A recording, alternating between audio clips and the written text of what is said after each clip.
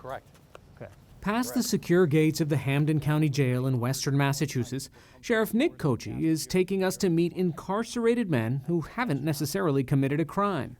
These are all people that are at a point in their life where forced treatment and necessary immediate treatment was called for. The sheriff runs a program for men who've been civilly committed for substance abuse treatment under a Massachusetts law called Section 35. Here, for the first, say, 4 or 5 weeks, you can't go anywhere. You're here. Our first stop is a daily mindfulness meditation class. Someone watching this, they're literally going to hear the new age music, and they're going to see guys on floor mats, deep breathing, and they're going to say, what's going on with the sheriff? He's supposed to be making sure. Guy. Yeah. Well, I've always said this.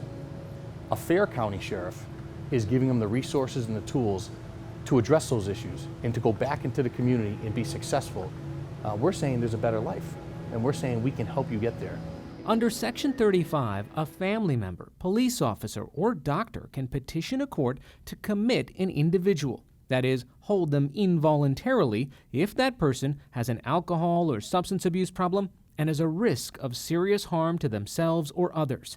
Similar to involuntary commitment for mental illness, after an evaluation by a clinician, a judge can section a person, as the process is known, for up to 90 days. For women, that means receiving treatment in a civil facility, but for most men, it means getting treatment in a jail. It's a tool to be used as a last resort. We would love for people to put their hand up and say, I have an addiction issue and I need help, and I'm willing to go get that help, but that's not the case all the time. So it's important that the family members have an option that they can help bring their loved one and actually get them the help that they need, whether they're ready for it, prepared for it, or want it or not.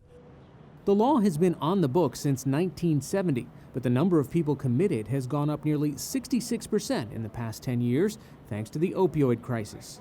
The noise level's down, there's not a lot of commotion. In Kochi's program, the men are housed in a unit that's isolated from those who are criminally incarcerated. The men are called clients rather than inmates or prisoners. There's 24/7 medical treatment available, including drugs like methadone, buprenorphine, and naltrexone, all of which are FDA approved to treat opioid addiction. And there's access to addiction counselors and daily group therapy. The rooms are jail cells, but Sheriff Kochi says the doors are not locked, and the men here aren't confined to them. So the days are very structured, but they're not structured to where we force anyone to do anything. You have to voluntarily get up and go to class. Yeah. There are even therapy dogs. How you feel? Nervous, but good. I'm ready. Was it worthwhile to be here? Yeah, absolutely. Good. After several weeks at the unit in the jail, many men, quote, stepped down to a facility about 20 minutes away in Springfield.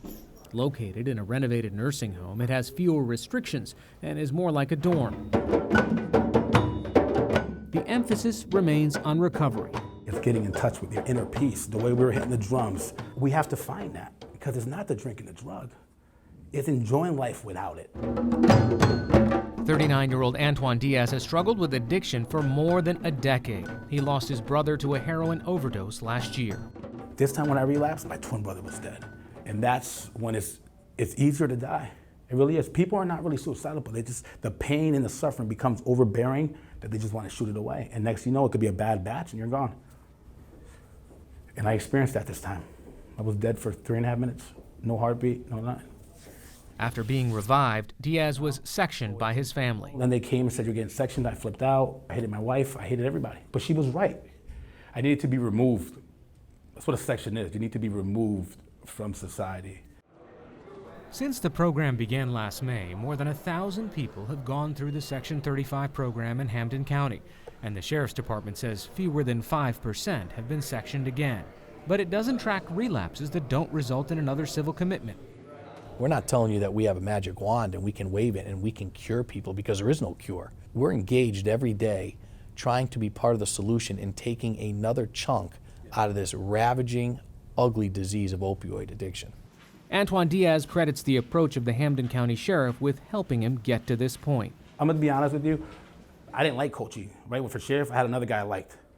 But I swear to you, his message and his way for recovery is passionate, real. The programming, everything, it's progressive. It's like, it's different. Over here we have another classroom area. To pay for the program's first year, Kochi reallocated nearly $3 million from the existing Sheriff's Department budget. And in July, the Massachusetts legislature earmarked an additional $1 million for the program. Now, $1 million is a drop in the hat, but it was a major move in the right direction, especially with all the people that are criticizing the program.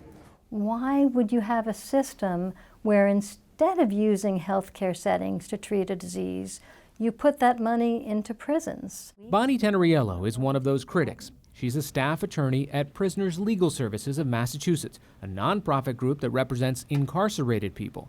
It may be a nicer environment than an ordinary prison setting, but it's still a prison, and you're still telling people you belong in jail. There's already enough stigma around addiction that for us to say it's okay to put people with addiction in jail just furthers that stigma, furthers a belief in our communities that these people are bad.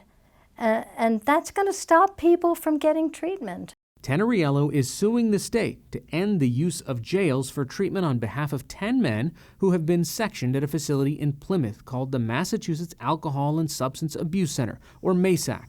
The suit alleges abusive behavior by corrections officers, minimal substance abuse treatment, and overall a traumatizing experience for people sectioned there. If you put people in jail, they're going to act like they're in jail, and a lot of people did. 37-year-old Joel Kergaravat is not one of the plaintiffs in the lawsuit, but he spent several weeks in MASAC. He was sectioned by his family last June after struggling with opioid addiction. The Department of Corrections is equipped to handle prisoners. They're not equipped to handle mentally ill or sick people. That was evidenced by the fact that they would, refer to us as junkies and, pieces of shit, and it's not their arena. Kergaravat has been sober for about a year, but he says that's in spite of his experience at MASAC, not because of it. There's no treatment, nothing I would consider treatment there.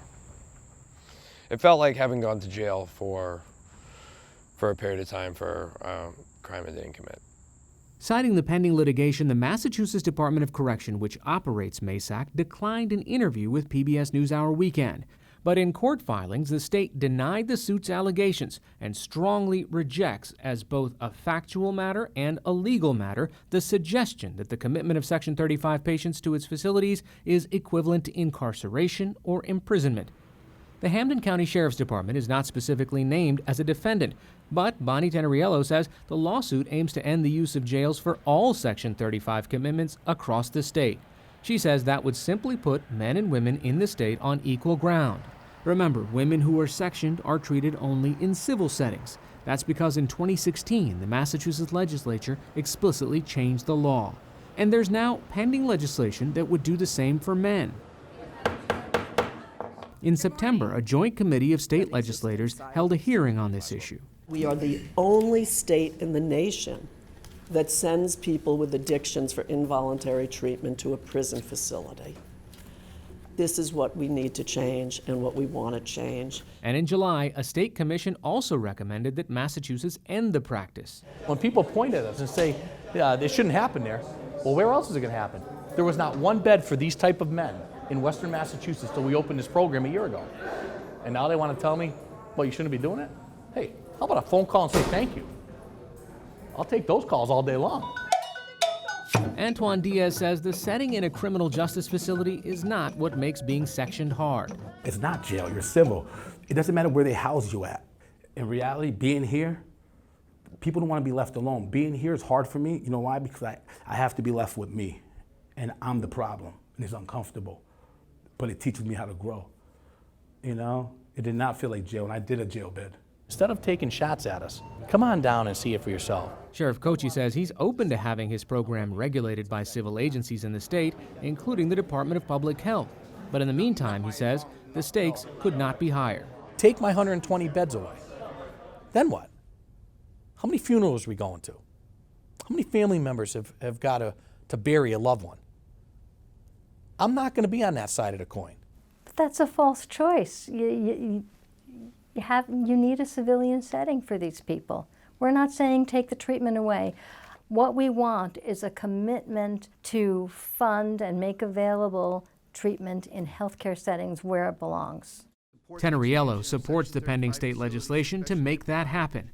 But Sheriff Kochi argues that his program should be allowed to continue, even if others in the state are not. I would ask, don't throw the baby out with the bathwater, please. If we're doing it right, acknowledge that, carve us out, allow us to do what we're doing. For now, the sheriff will continue doing exactly that. But opposition to providing treatment for civilly committed men behind these gates remains.